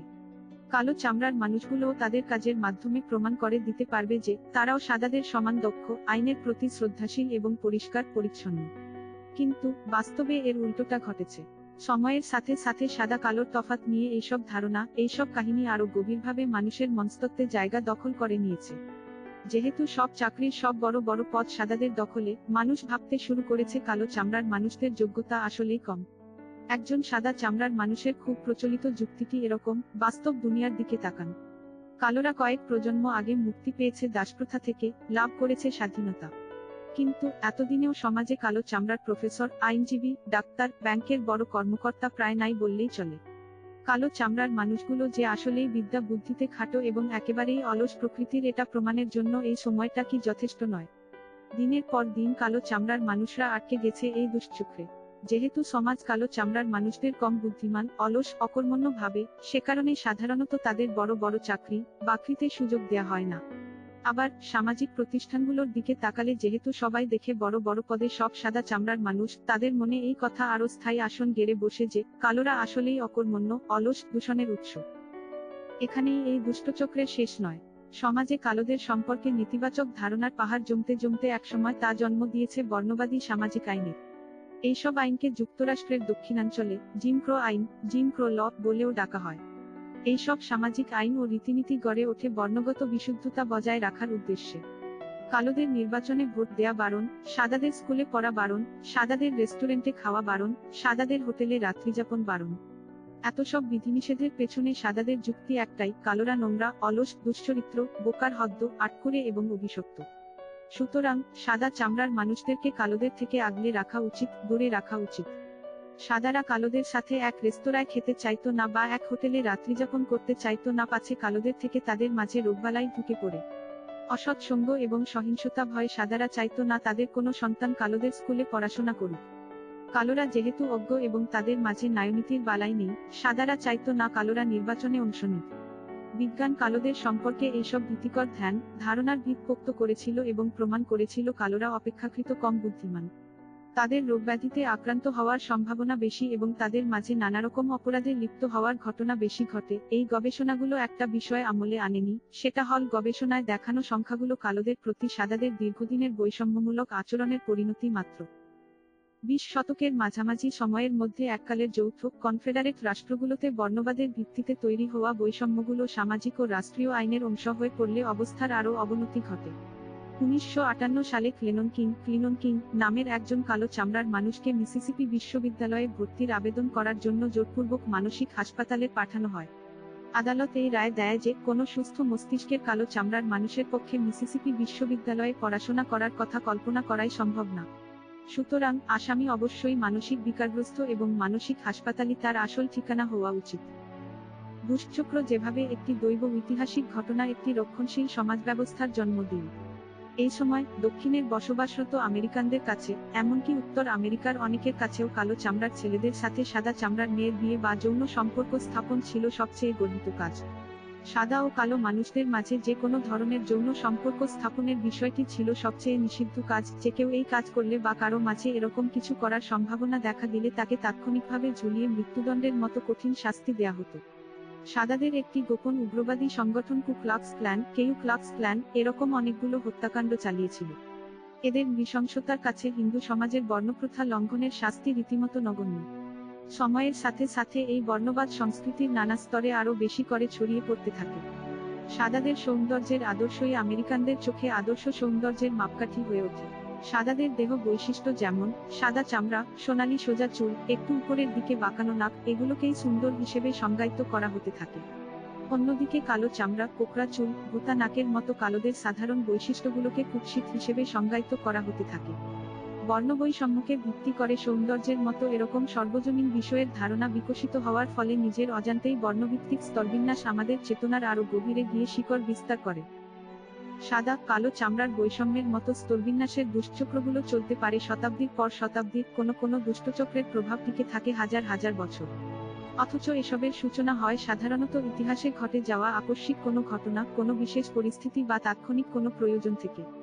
মানুষের সাথে মানুষের এই ধরনের অন্যায্য বৈষম্য সময়ের সাথে সাথে আরও ভয়াবহ রূপ ধারণ করে, গভীরভাবে গেঁথে যায় একটি সমাজের সংস্কৃতিতে। টাকায় টাকা আনে, দারিদ্র্য আনে আরও বেশি দরিদ্রতা, শিক্ষা পথ দেখায় অধিকতর উন্নত শিক্ষার, আর অজ্ঞতা থেকে বাড়ে অজ্ঞতা। একইভাবে যেসব সমাজ ঘটনাক্রমে মানুষের সাথে মানুষের বৈষম্যমূলক আচরণের সংস্কৃতির শিকার হয়, তাদের আবারও একই বা ভিন্ন রকম বৈষম্যমূলক অবস্থার শিকার হওয়ার সম্ভাবনা থাকে। মজার ব্যাপার হল, ঠিক একই নিয়মে যেসব সমাজ একবার অন্যদের থেকে বেশি মর্যাদার তকমা পায়, তাদের সম্ভাবনা থাকে আবারও সেইরকম তকমা বা মর্যাদাপূর্ণ আসন পাবার। বেশিরভাগ সামাজিক বা রাজনৈতিক স্তরবিন্যাসের মূলেই কোনো যুক্তিসঙ্গত ভিত্তি বা কোনো অনিবার্য জৈবিক কারণ কাজ করে না। সেগুলোর ভিত্তি অধিকাংশ ক্ষেত্রেই আকস্মিক ঘটনা, আকস্মিক প্রয়োজন এবং সেটাকে যুক্তিসঙ্গত বা প্রাকৃতিক বলে আখ্যা দেয়া কোনো মিথ বা লোকগাথা। সে কারণেই ইতিহাস জানা দরকারি। যদি সাদা ও কালো কিংবা ব্রাহ্মণ ও শূদ্রের মধ্যকার স্তরবিন্যাস কেবলই জৈবিক কোনো ব্যাপার হতো, তাহলে জীববিজ্ঞানী মানব সমাজকে বোঝার জন্য যথেষ্ট হতো। যেহেতু মানুষের সাথে মানুষের জৈবিক পার্থক্যটুকু খুবই নগণ্য, সে কারণে জীববিজ্ঞানের একার পক্ষে ভারত উপমহাদেশের বর্ণপ্রথা বা আমেরিকার সাদা কালোর মধ্যকার স্তরবিন্যাস ব্যাখ্যা করা সম্ভব নয়। আমরা এসব শ্রেণীবিন্যাস বা বৈষম্য জানতে পারি ওই সময়কার ঘটনা অধ্যয়ন করে এবং তৎকালীন সময়ের ক্ষমতার মালিকদের পারস্পরিক সম্পর্ক বিবেচনা করে। এসবই সমাজের তুচ্ছাতিতুচ্ছ কোনো ঘটনা, আকস্মিক অবস্থা বা কল্পনাকেও দিতে পারে বিশালাকা, নির্মম কোনো আকার, আকৃতি। আর অপ্রিয় সত্যটা হলো এরকম নির্মম আকার, আকৃতির একটি কাঠামোকেই আমরা সামাজিক কাঠামো বলে অভিহিত করে থাকি। নারী ও পুরুষ। এক একটা সমাজ এক এক রকমের কাল্পনিক বাস্তবতা তৈরি বা গ্রহণ করে। যেমন, গায়ের রং আমেরিকানদের কাছে যতটা গুরুত্বপূর্ণ ছিল, মধ্যযুগের মুসলমানদের কাছে মোটেই তেমনটা ছিল না। বর্ণপ্রথা মধ্যযুগের ভারতে জীবন মরণের একটা ব্যাপার ছিল, অথচ আধুনিক ইউরোপে এর অস্তিত্বই নেই। কিন্তু এমন একটা শ্রেণীবিভাগ আছে যেটা সকল সমাজেই সমানভাবে বিরাজমান। সেটা হল লিঙ্গবৈষম্য। সমস্ত জায়গায় মানুষ নিজেদেরকে পুরুষ আর স্ত্রীতে বিভক্ত করে ফেলেছে। আর আশ্চর্যজনকভাবে সব ক্ষেত্রেই পুরুষেরাই অপেক্ষাকৃত বেশি সুযোগ সুবিধা পেয়ে এসেছে। অন্তত কৃষি বিপ্লবের পর থেকে তো বটেই। ইতিহাসের একদম প্রথম দিককার চীনা লিপিগুলো পাওয়া যায় কচ্ছপের খোলের উপর খোদাই করা ওরাকল বোনস, যেগুলো প্রায় দ্বাদশ খ্রিস্টপূর্বাব্দের সময়কার। এইসব লিপিতে ভবিষ্যতের কথা লেখা থাকতো। এরকম একটা খোলে লেখা ছিল, লেডি হাওয়ের সন্তানভাগ্য কেমন হবে। উইক হলে এই উত্তরও লেখা ছিল, যদি বাচ্চাটি জন্মে দিন ডে তাহলে সব ঠিকঠাক থাকবে, আর যদি তে জিনজি ডে জন্মায় তাহলে তো খুবই ভালো। যাই হোক, লেডি হাওয়ের সন্তান প্রসব করার কথা ছিল জিয়াইন ডে। সেই লিপির শেষটা খুব বেদনাদায়ক সুরে লেখা ছিল, 3 সপ্তাহ 1 দিন পর জিয়াইন ডে তে নবজাতকের আগমন হল। ভাগ্য খারাপ, কন্যা সন্তান।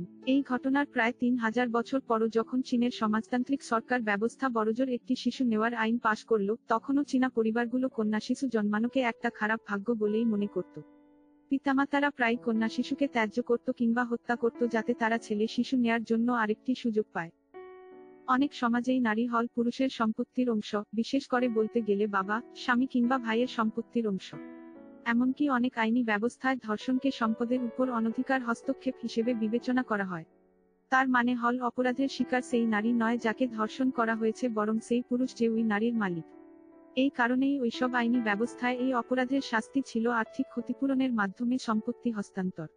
মানে অপরাধী বা ধর্ষক ওই নারীর পিতা বা ভাইকে জরিমানাস্বরূপ কিছু অর্থ দেবে, যার ফলে ওই নারীর কিংবা নারী সম্পত্তির মালিকানা হস্তান্তর হয়ে যাবে অপরাধীর কাছে। বাইবেলের হুকুম, যদি কোনো পুরুষ কোনো অবিবাহিত কুমারী নারীর সম্মুখীন হয় এবং জোরপূর্বক তাকে ধর্ষণ করে এবং সেটা প্রমাণিত হয়, তাহলে পুরুষটি ওই নারীর পিতাকে 50টি রৌপ্য মুদ্রা দিয়ে ওই নারীকে বিবাহ করতে বাধ্য থাকবে।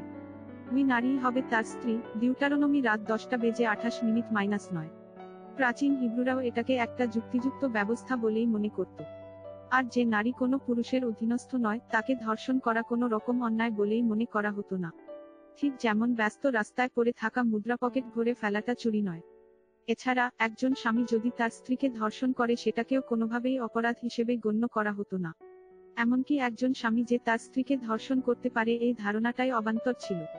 স্বামী হওয়া মানেই হল তার স্ত্রীর যৌনতার উপর সম্পূর্ণ অধিকার। তাই একজন স্বামী তার স্ত্রীকে ধর্ষণ করেছে, এই কথাটা নিজের মানিব্যাগ নিজেই চুরি করার মতোই একদম অযৌক্তিক শোনাতো। এরকম চিন্তা শুধুমাত্র প্রাচীন মধ্যপ্রাচ্যে সীমাবদ্ধ ছিল এমনটা ভাবার কোনো কারণ নেই। সর্বশেষ যে খবর নেওয়া হয়েছে তাতে এই 2006 সাল পর্যন্ত পৃথিবীতে প্রায় 53টা দেশ আছে যেখানে স্ত্রীকে ধর্ষণের দায়ে স্বামীর বিচারের কোনো বিধান নেই। এমনকি আধুনিক জার্মানিতেও ধর্ষণ আইনটি বদলে বিবাহভুক্ত ধর্ষণকে অপরাধের কাতারে ফেলা হয়েছে অল্প কবছর আগে, 1997 সালে। 5. পুরুষ আর নারীর এই বিভাজন কি ভারতের বর্ণপ্রথা কিংবা আমেরিকার বর্ণবাদের মতোই মানুষের কল্পনা শক্তির একটা দুঃখজনক প্রয়োগ? নাকি এটা নেহায়তই একটা প্রাকৃতিক শ্রেণীবিভেদ যার পেছনে কোনো গভীর জীববৈজ্ঞানিক কারণ রয়েছে?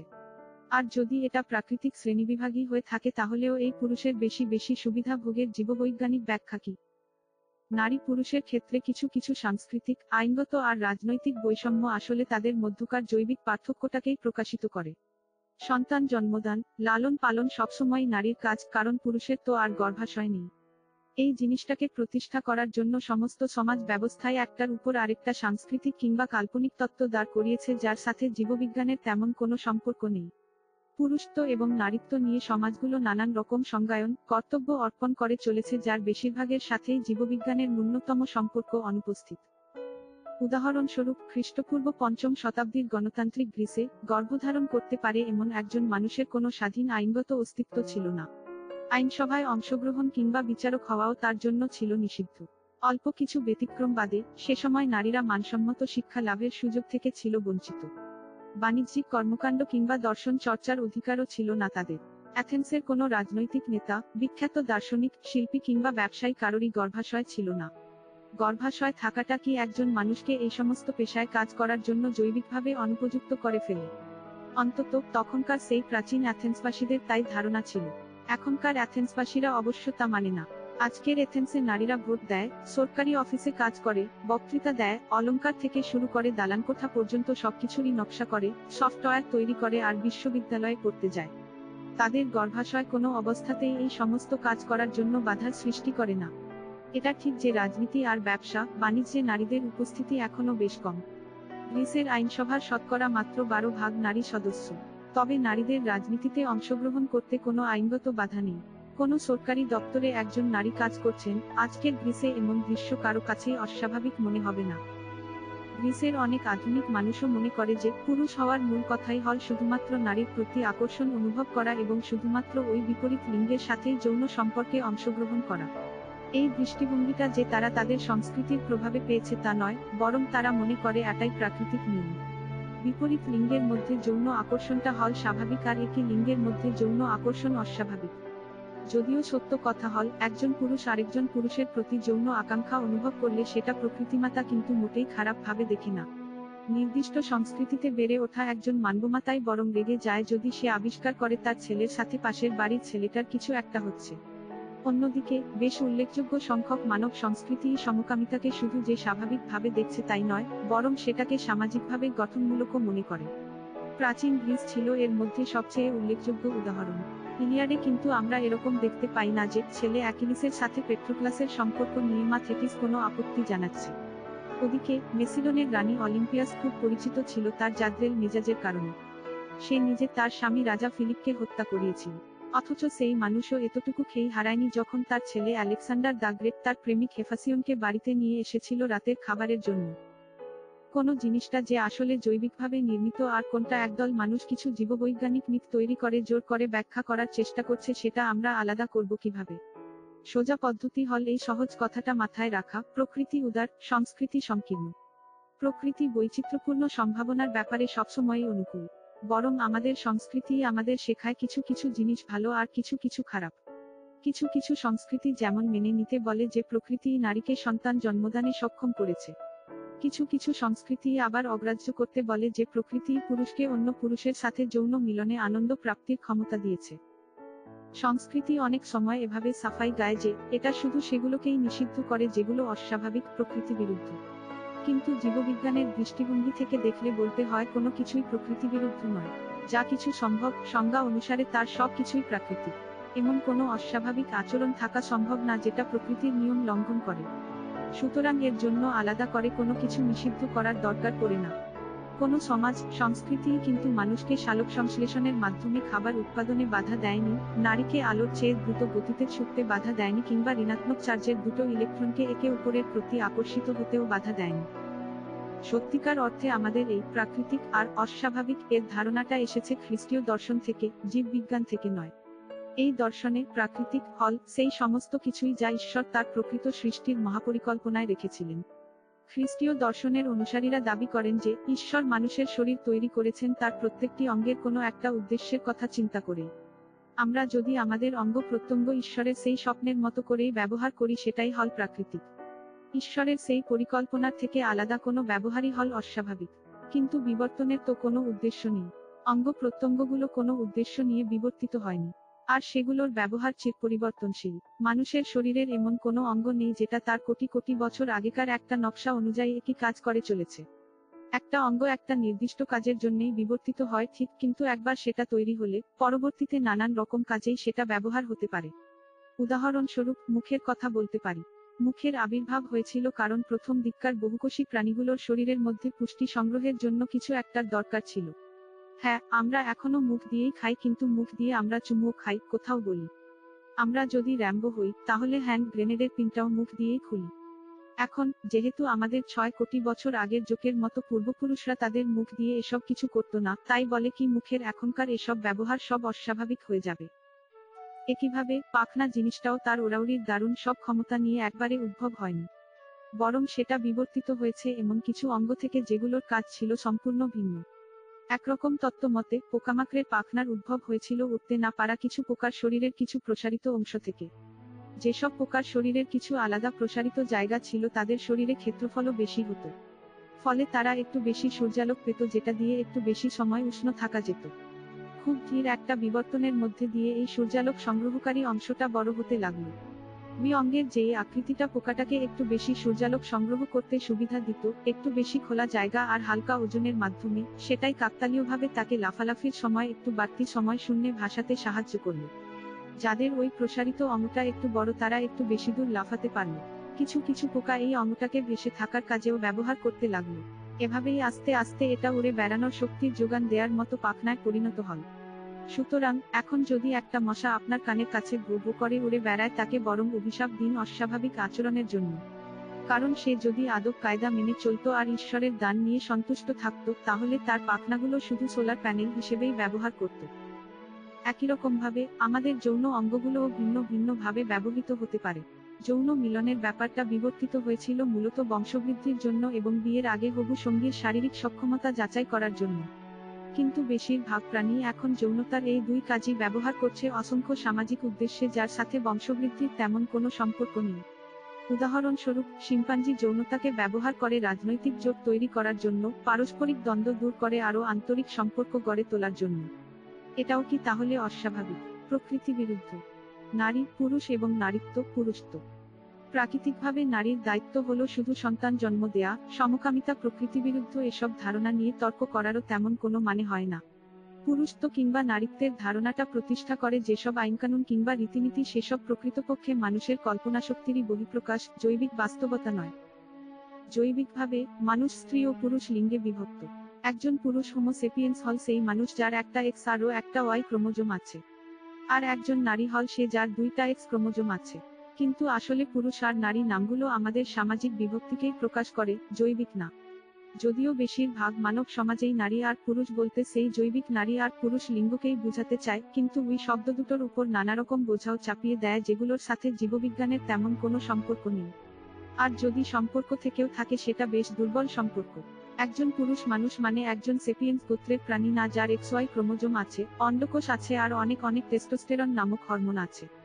বরং একজন পুরুষ মানুষ হল সে যে তার সমাজের কাল্পনিক স্তরের একটা নির্দিষ্ট জায়গায় অধিষ্ঠিত। তার সংস্কৃতির মিথ তাকে কিছু পুরুষালী দায়িত্ব, যেমন রাজনীতি করা, অধিকার, ভোট দেয়া আর কর্তব্য, সেনাবাহিনীর দায়িত্ব অর্পণ করেছে। একইভাবে, একজন নারী সেই হোমো সেপিয়েন্স না যার দুটো এক্স ক্রোমোজোম আছে, একটা গর্ভাশয় আছে আর প্রচুর অ্যাস্ট্রোজেন নামক হরমোন আছে। বরং একজন নারী হল মানব সমাজের কাল্পনিক বাস্তবতার একজন নারী সদস্য। তার সমাজের মিথগুলো তাকে কিছু মৌলিক মেয়েলি দায়িত্ব, সন্তান লালন পালন, অধিকার, সহিংসতা থেকে রক্ষা আর কর্তব্য, স্বামীর প্রতি আনুগত্য অর্পণ করেছে।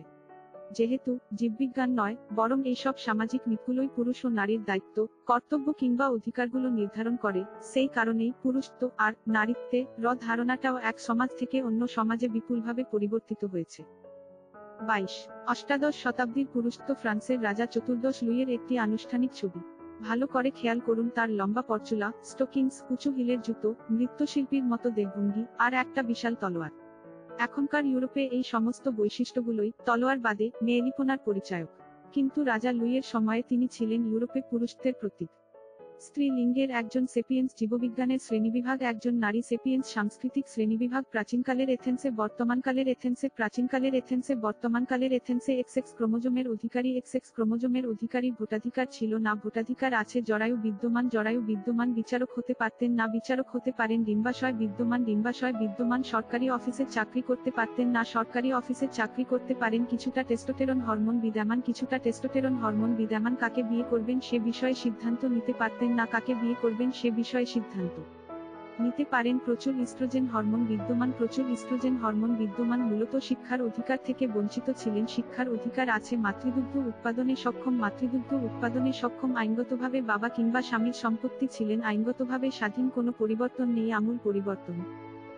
23 একবিংশ শতাব্দীর পুরুষত্ব বারাক ওবামার একটি আনুষ্ঠানিক ছবি। পরচুলা, স্টোকিংস, উঁচু হিলের জুতা আর তলোয়ারের কি হলো? ইতিহাসে প্রভাবশালী পুরুষদের এখনকার মতো এত নির্জীব আর নিরানন্দ কখনো লাগেনি। পুরো ইতিহাস জুড়েই প্রভাবশালী পুরুষরা খুব রঙিন আর জাঁকজমকপূর্ণ ছিল। যেমন পালকযুক্ত মুকুটওয়ালা আমেরিকান ইন্ডিয়ান নেতারা কিংবা হীরা খচিত সিল্কের পোশাক পরা হিন্দু মহারাজারা। এমনকি প্রাণীজগৎ জুড়েও পুরুষ প্রাণীগুলোই সাধারণত বেশি রঙিন আর সমৃদ্ধ হয় স্ত্রী প্রাণীদের তুলনায়। ময়ূরের পেখম কিংবা সিংহের কেশরের কথা চিন্তা করুন। বিষয়টাকে একটু সহজ করার জন্য বিশেষজ্ঞরা জৈবিক লিঙ্গ আর সাংস্কৃতিক লিঙ্গের মধ্যে পার্থক্যটা স্পষ্ট করে দিতে চান। জৈবিক লিঙ্গ মূলত পুংলিঙ্গ আর স্ত্রীলিঙ্গে বিভক্ত, আর এই বিভক্তি বস্তুগত, যা অপরিবর্তিত আছে ইতিহাসের সূচনা থেকেই। অন্যদিকে নারী পুরুষ নামে যে বিভক্তি, সেটা হল সাংস্কৃতিক লিঙ্গ। প্রচলিত অর্থের পুরুষালী বা মেয়েলি ধারণাগুলো মানুষের কল্পনাপ্রসূত, আর তাই সেটা নিয়মিতই বদলায়। উদাহরণস্বরূপ বলাই বাহুল্য, প্রাচীন অ্যাথেন্সের একজন নারীর আচার ব্যবহার, চাওয়া পাওয়া, পোশাক আশাক আর এমনকি দেহভঙ্গির সাথেও এখনকার আধুনিক অ্যাথেন্সের একজন নারীর আমূল পার্থক্য। 6 পুংলিঙ্গ, স্ত্রীলিঙ্গ এসব তো ছেলে খেলা, কিন্তু নারী পুরুষ খুবই গুরুতর ব্যাপার। পুংলিঙ্গের অধিকারী হওয়াটা পৃথিবীতে সবচেয়ে সহজ একটা ব্যাপার। আপনার শুধু একটা এক্স আর ও একটা ওয়াই ক্রোমোজোম নিয়ে জন্মাতে হবে, ব্যাস। স্ত্রীলিঙ্গের ব্যাপারটাও ওরকমই, খালি একজোড়া এক্স ক্রোমোজোম লাগবে। কিন্তু অন্যদিকে পুরুষ কিংবা নারী হওয়াটা খুবই কঠিন এবং প্রতিদ্বন্দ্বিতাপূর্ণ একটা ব্যাপার। যেহেতু বেশিরভাগ পুরুষালী কিংবা মেয়েলি ব্যাপারগুলোই সাংস্কৃতিক, জৈবিক নয়, সুতরাং কোনো মানব সমাজেই একজন পুংলিঙ্গের অধিকারীকে পুরুষের মুকুট কিংবা স্ত্রীলিঙ্গের অধিকারীকে নারীর মুকুট পরানো হয় না।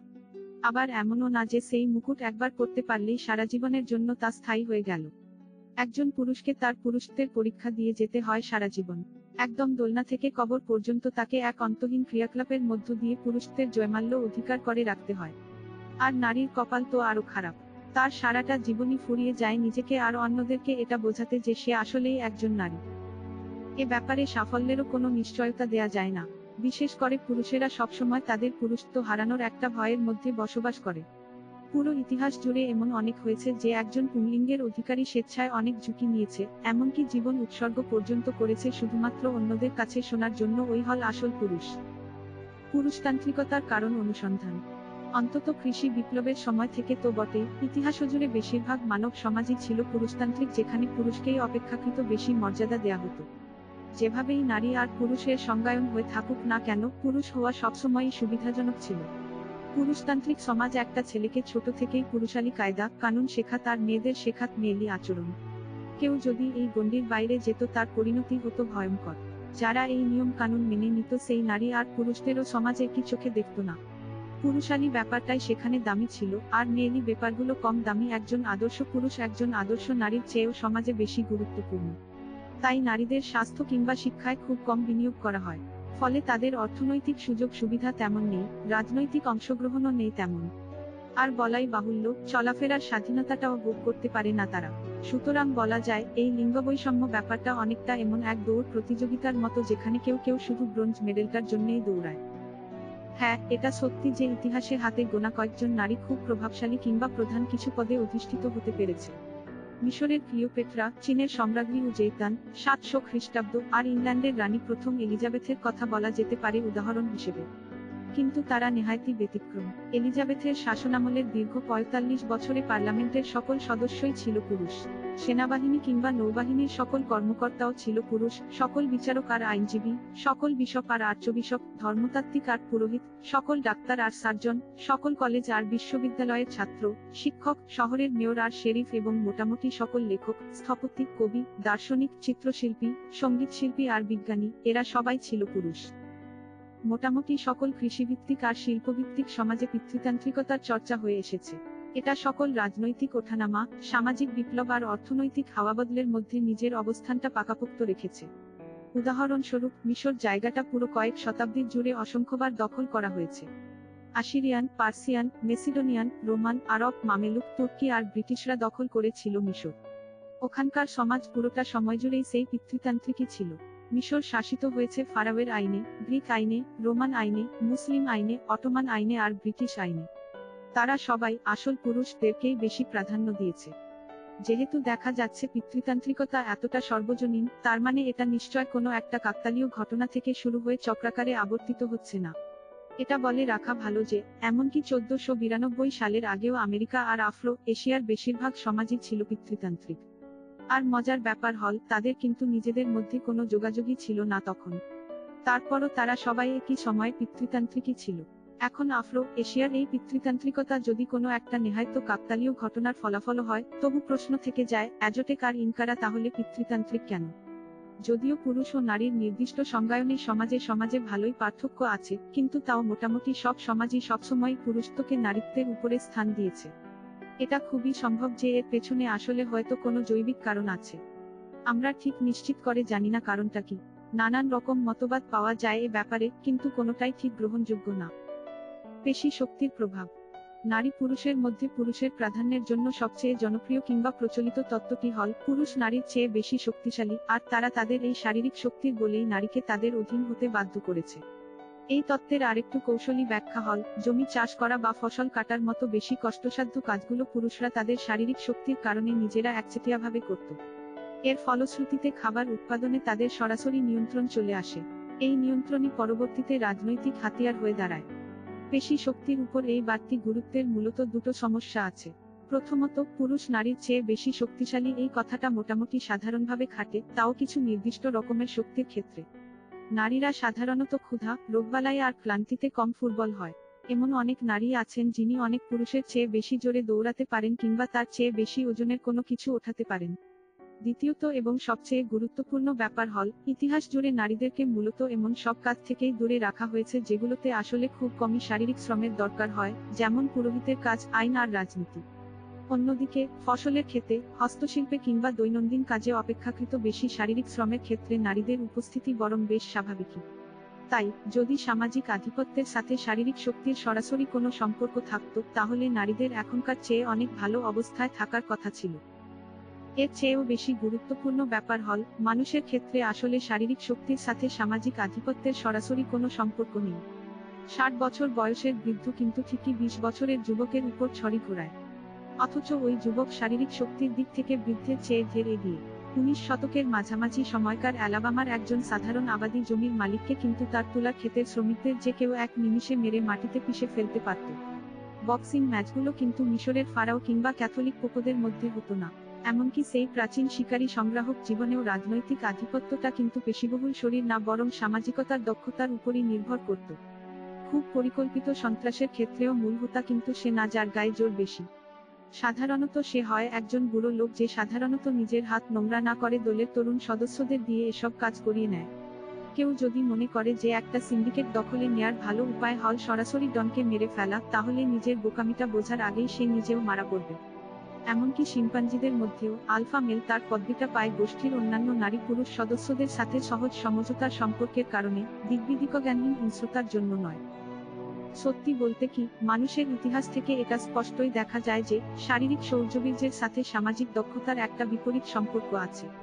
বেশিরভাগ সমাজেই সাধারণত নিচু শ্রেণীর মানুষেরাই সরাসরি শারীরিক পরিশ্রমের কাজগুলো করে। এখান থেকে খাদ্যশৃঙ্খলে হোমো সেপিয়েন্সের অবস্থানের একটা ধারণাও করা যায়। যদি শুধু সরাসরি শারীরিক পরিশ্রমই আমলে নেওয়া হয়, তাহলে খাদ্যশৃঙ্খলে হোমো সেপিয়েন্সের অবস্থান হতো মোটামুটি মাঝামাঝি। কিন্তু আসলে তাদের মানসিক আর সামাজিক দক্ষতাই তাদের খাদ্যশৃঙ্খলের একদম উপরের অবস্থানটাতে পৌঁছাতে সাহায্য করেছে। সুতরাং এটা খুবই স্বাভাবিক যে, প্রজাতিগুলোর মধ্যে ক্ষমতার আধিপত্যটা তাদের মানসিক আর সামাজিক দক্ষতার উপরই নির্ভর করে, নেহায়ত শারীরিক শক্তির উপর নয়। তাই মানব ইতিহাসের সবচেয়ে স্থিতিশীল সামাজিক স্তরবিন্যাসটা নেহায়তই নারীর চেয়ে পুরুষের অধিকতর শারীরিক শক্তির কারণেই সম্ভব হয়েছে। এ কথাটা মেনে নেওয়াটা সত্যিই খুব কঠিন। সমাজের আস্তাকুর। অন্য একটা তত্ত্ব বলে, পুরুষের এই আধিপত্য আসলে তার শক্তি নয়, বরং হিংস্রতা থেকে এসেছে। লক্ষ বছরের বিবর্তন পুরুষকে নারীর তুলনায় অনেক অনেক বেশি হিংস্র করে গড়ে তুলেছে। নারী হয়তো ঘৃণা, লোভ কিংবা কটূক্তির দিক দিয়ে পুরুষের সাথে পাল্লা দিতে পারবে, কিন্তু যখনই প্রশ্নটা উঠবে ধাক্কা দিয়ে অন্যকে সরিয়ে দেয়ার, তখন আর তারা পাত্তা পাবে না। পুরুষ সবসময়ই সরাসরি শারীরিক আক্রমণের ব্যাপারে একধাপ এগিয়ে। এই কারণেই ইতিহাসজুড়ে সমস্ত যুদ্ধ বিশেষভাবে পুরুষেরই অধিকারে। যুদ্ধের সময়ে যুদ্ধাস্ত্রের উপর পুরুষের নিয়ন্ত্রণ তাদেরকে সমাজেও প্রভুর আসনে বসায়। তারপর তারা সমাজের উপর তাদের এই নিয়ন্ত্রণ ব্যবহার করে বেশি বেশি যুদ্ধ করে। যত বেশি যুদ্ধ হয় সমাজের উপর তাদের নিয়ন্ত্রণও তত বাড়ে। এই চক্রাকার সম্পর্ক থেকেই আসলে ঘন ঘন যুদ্ধ আর পুরুষের আধিপত্যের ব্যাপারটা ব্যাখ্যা করা যায়। পুরুষ ও নারীর হরমোন আর চিন্তা প্রক্রিয়া নিয়ে সাম্প্রতিক গবেষণাও পুরুষের অধিকতর হিংস্রতার দাবিকেই আরো জোরালো করে আর তাদেরই আদর্শ যুদ্ধসৈনিকের খেতাব দেয়। এখন, যদি বা এটা মেনেও নিয়ে যে, সব সৈনিকের পুরুষ হওয়াই ভালো, তারপরও প্রশ্ন থেকে যায়, যারা পর্দার আড়ালে থেকে যুদ্ধটা নিয়ন্ত্রণ করছে আর যুদ্ধের সুবিধা ভোগ করছে তাদেরও পুরুষ হওয়াটা কি জরুরি? সহজ উত্তর, না, জরুরি নয়। যদি তাই হতো তাহলে তো যেসব কৃষ্ণাঙ্গ শ্রমিকরা তুলার ক্ষেতে কাজ করছে তাদেরই কারো সেই তুলাবাগানের মালিক হওয়াটাও জরুরি। যদি সব কৃষ্ণাঙ্গ শ্রমিকদের নিয়ন্ত্রণ করার জন্য শ্বেতাঙ্গদের শাসন দরকার হয়, তাহলে সেই কারণেই শুধুমাত্র একদল পুরুষের সমন্বয়ে তৈরি একটা সেনাবাহিনী পরিচালনার জন্যও নারীদের দিয়ে গঠিত একটা সরকার ব্যবস্থাই ভালো হওয়ার কথা। এমনকি আংশিকভাবে নারীদের দিয়ে গঠিত হলেও ভালো। সত্যি বলতে কি, ইতিহাসজুড়ে বেশিরভাগ সমাজেই বড় বড় অফিসাররা আসলে সরাসরি তাদের অফিসার পদবিটা পেয়ে যায়। নিচু পদ থেকে তাদের সংগ্রাম করে উপরে উঠতে হয় না। অভিযাত্রা, পয়সাওয়ালা আর উচ্চশিক্ষিতরা তেমন কোনো কষ্ট ছাড়াই পেয়ে যায় তাদের অফিসার পদবি। নেপোলিয়নের চিরশত্রু ডিউক অব ওয়েলিংটন যখন 18 বছর বয়সে ব্রিটিশ আর্মিতে যোগদান করলেন, সাথে সাথেই তাকে অফিসার পদবিতে নিযুক্ত করা হল। তিনি তার নিচের স্তরের সৈন্যদের নিয়ে খুব একটা মাথা ঘামাননি। ফ্রান্সের সাথে যুদ্ধের সময় এক অভিজাত সহকর্মীকে চিঠিতে তিনি লিখেছিলেন, আমাদের সৈনিকগুলো সব দুনিয়ার আবর্জনা। এ সৈনিকগুলোকে সাধারণত সমাজের একদম নিচু দরিদ্র শ্রেণী কিংবা জাতিগত সংখ্যালঘু, যেমন আইরিশ ক্যাথলিকরা, থেকেই নির্বাচন করা হতো। সেনাবাহিনীর উঁচু পদগুলোতে তাদের স্থান পাওয়া প্রায় অসম্ভব ছিল। কারণ উঁচু পদগুলো আলাদা করে রাখা থাকতো ডিউক, রাজপুত্র আর রাজাদের জন্য। কিন্তু কেন শুধু রাজপুত্রের জন্য, রাজকন্যার জন্য নয় কেন? আফ্রিকায় যে ফরাসি সাম্রাজ্য গড়ে উঠেছিল সেটা মূলত সেনেগালিজ, আলজেরিয়ান আর শ্রমিক শ্রেণীর ফরাসিদের ঘাম আর রক্ত দিয়েই গড়া। অসংখ্য সাধারণ পদগুলোর মধ্যে সচ্ছল ঘরে জন্মানো ফরাসিদের সংখ্যা ছিল নগণ্য। কিন্তু অল্প কিছু উঁচু পদে বসে যারা ফরাসি সেনাবাহিনী পরিচালনা করেছে, সাম্রাজ্য পরিচালনা করেছে আর তার ফল ভোগ করেছে, তাদের মধ্যে সচ্ছল ঘরে জন্মানো ফরাসি পুরুষদের সংখ্যা ছিল অনেক বেশি। কিন্তু কেন শুধু ফরাসি পুরুষ, নারী নয় কেন?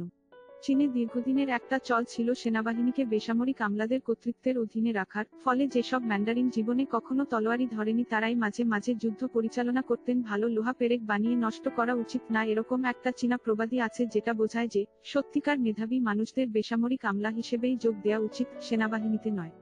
কেন কেন শুধু ম্যান্ডারিন পুরুষরাই এই সুযোগ পেল, নারীরা নয় কেন?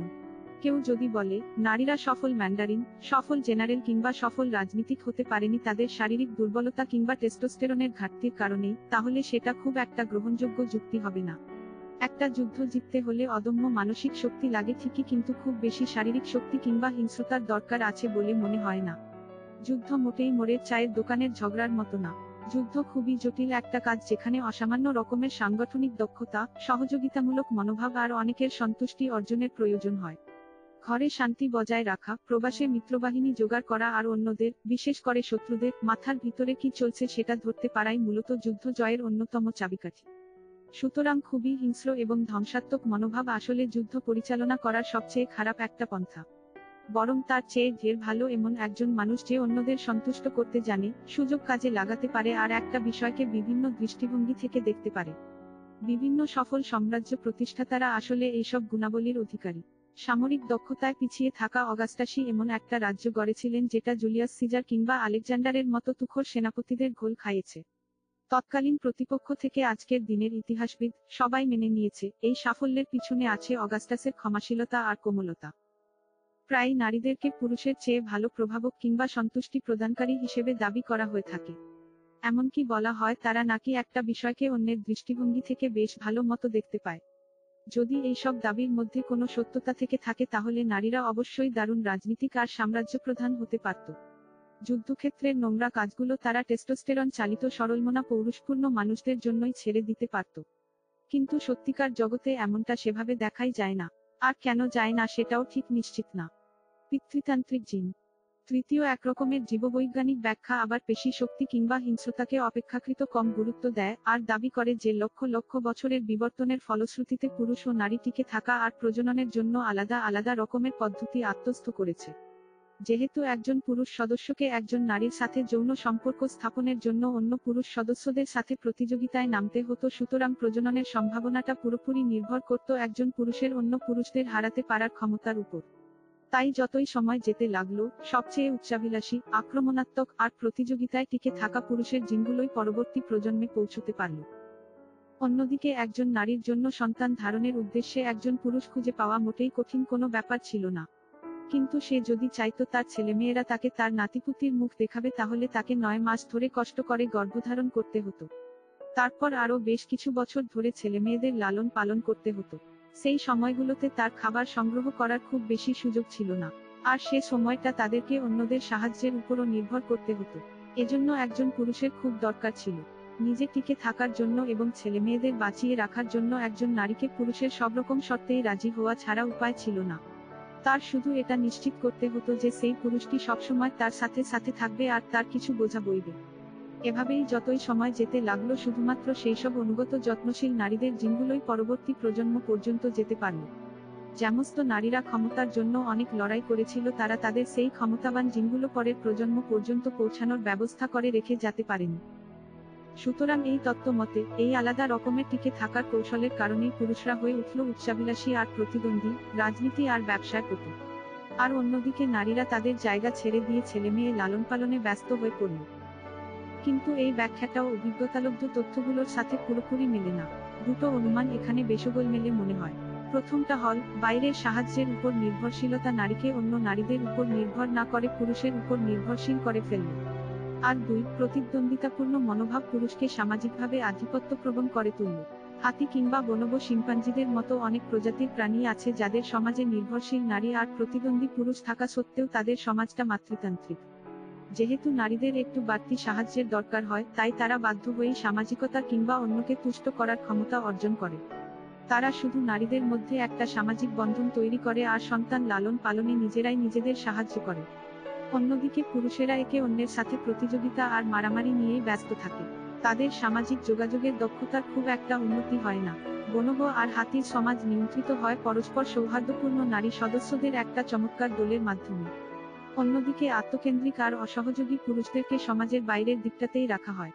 যদিও বনবোদের নারী সদস্যগুলো গড়পড়তা পুরুষ সদস্যদের তুলনায় শারীরিকভাবে দুর্বল, কিন্তু প্রায়ই দেখা যায় বেশ কয়েকজন নারী সদস্য মিলে একজন পুরুষ সদস্যকে পেটাচ্ছে সীমা অতিক্রম করার জন্য। যদি এটা বনবো আর হাতিদের মধ্যে সম্ভব হয়, তাহলে হোমো সেপিয়েন্সের ক্ষেত্রে কেন নয়? সেপিয়েন্স তো তুলনামূলকভাবে দুর্বল প্রাণী, যার মূল সুবিধাই হল বড় সংখ্যায় নিজেদের মধ্যে চমৎকার বোঝাপড়ার দক্ষতা। যদি তাই হবে, তাহলে তো আমাদের এটাই আশা করা উচিত যে পরনির্ভরশীল নারীরাই খুব চাতুর্যের সাথে ওইসব আক্রমণাত্মক, স্বেচ্ছাচারী আর আত্মকেন্দ্রিক পুরুষদের নিয়ন্ত্রণ করবে। যদিও বা তারা পুরুষের উপর নির্ভরশীল, কিন্তু তারা তাদের উচ্চতর সামাজিক দক্ষতা ও নিজেদের মধ্যে বোঝাপড়ার মাধ্যমে সহজেই এই নিয়ন্ত্রণ আয়ত্ত করতে পারবে। যে প্রজাতির সাফল্যই নির্ভর করছে একে অন্যের সাথে সহযোগিতাপূর্ণ মনোভাবের উপর, তাদের মধ্যে যারা একটু কম সহযোগী পুরুষ যারা, তারাই অপেক্ষাকৃত বেশি সহযোগীদের নারী নিয়ন্ত্রণ করছে। এটা কেমন করে সম্ভব? এই মুহূর্তে আমাদের কাছে এ প্রশ্নের খুব ভালো কোনো উত্তর নেই। একদম সাধারণ ধারণাগুলো হয়তো ভুল। হয়তো হোমো সেপিয়েন্স পুরুষদের মূল বৈশিষ্ট্য তাদের শারীরিক শক্তি, আক্রমণাত্মক আর প্রতিদ্বন্দ্বিতাপূর্ণ মনোভাব নয়, বরং তাদের উচ্চতর সামাজিক দক্ষতা আর বেশি বেশি সহযোগিতার প্রবণতা। শুধু আমরা এখনো নিশ্চিতভাবে সেটা জানি না। আমরা যেটা জানি সেটা হল, গত 1 শতকে নারী পুরুষের ভূমিকার একটা বিশাল পরিবর্তন হয়েছে। যতই দিন যাচ্ছে ততই সমাজগুলো শুধু যে পুরুষ আর নারীকে সমান আইনগত সুবিধা, রাজনৈতিক অধিকার আর অর্থনৈতিক সুযোগ সুবিধা দিচ্ছে তাই নয়, বরং নারী পুরুষের ভূমিকা আর যৌনতাকে একদম নতুনভাবে চিন্তা করছে।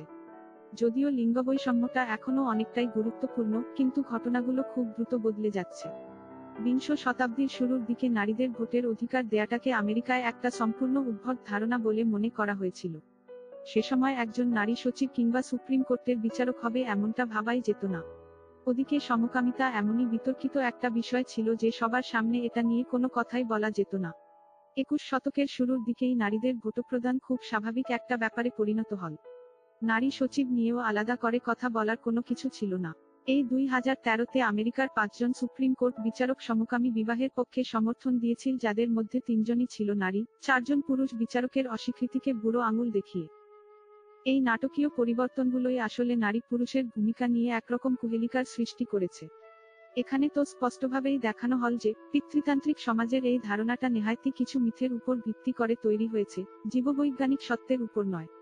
এটা যদি সত্যি হয়ে থাকে, তাহলে এতদিন ধরে চলে আসা এই নারী পুরুষের ভূমিকার বিশ্বজনীনতা কিংবা স্থিতিশীলতাকে ঠিক কিভাবে ব্যাখ্যা করা যেতে পারে?